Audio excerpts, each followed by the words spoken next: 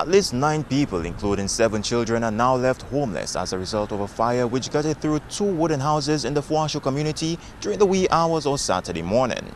One house caught fire after neighbors heard an explosion, and the fire then spread to the other house. 2 wooden structures were completely destroyed.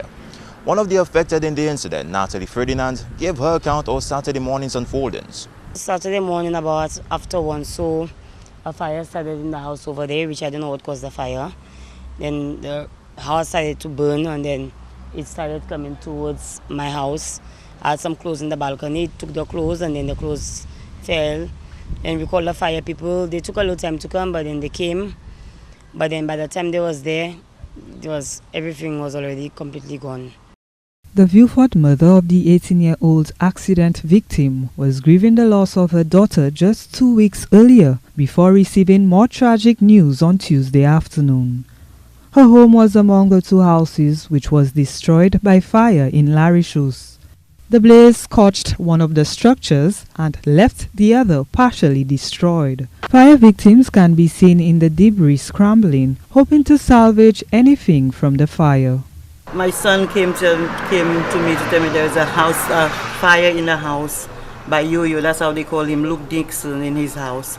So when I rushed across, I saw fire was already in the house. I ran for my phone to call the fire service. By the time I returned there, within about 10 to 15 minutes, my cousin's house set ablaze because they're in close proximity to each other. Sherabin, who lost her home to a fire about a year ago, has been displaced and dependent on the benevolence of others to get by.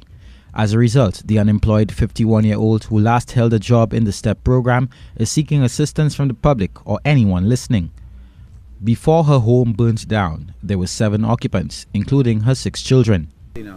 They are not in the home, they are everywhere. They live on the street, all on the street everywhere. Did services take them in or anything? No, they live in by people home, at people home. You understand? And I have nowhere to put them. This Malay syndrome we have in St. Lucia, that everybody is so unfortunate that we have to accept the denier de the least common denominator for us to get by. Oh man, the man want to make a bread, man. That's the mendicant mentality.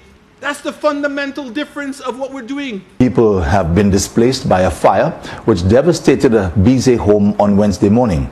Loved ones are seeking public assistance for one of the fire victims, the elderly matriarch of the family who is stricken with a chronic illness. Joachim Duplessis begins our reporting this evening.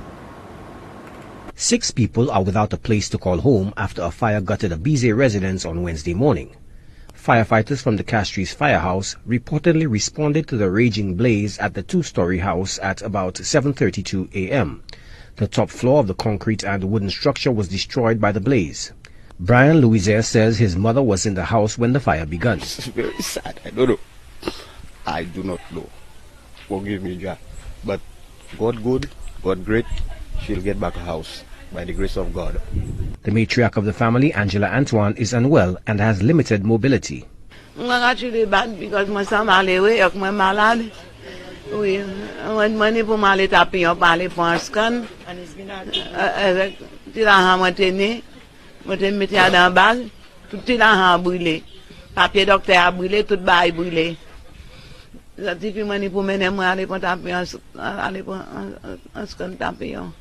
Because moi malade docteur a comme tablette comme oui mais doc m'a fait bien. So il m'a moi papier pour m'aller taper on aller pour un scan. Oui, manipulation rien encore. Tout bail moi brûlé tout date moi manipulation dormir rien. Where's the urgency?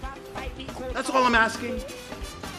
So when you talk about that the Prime Minister is acting like a businessman and he thinks it's a business, well, that's how you act in business. It's not about profit, it's about process. So guess what? Acting like a politician, this is what you get. You get debt up to the kazoo.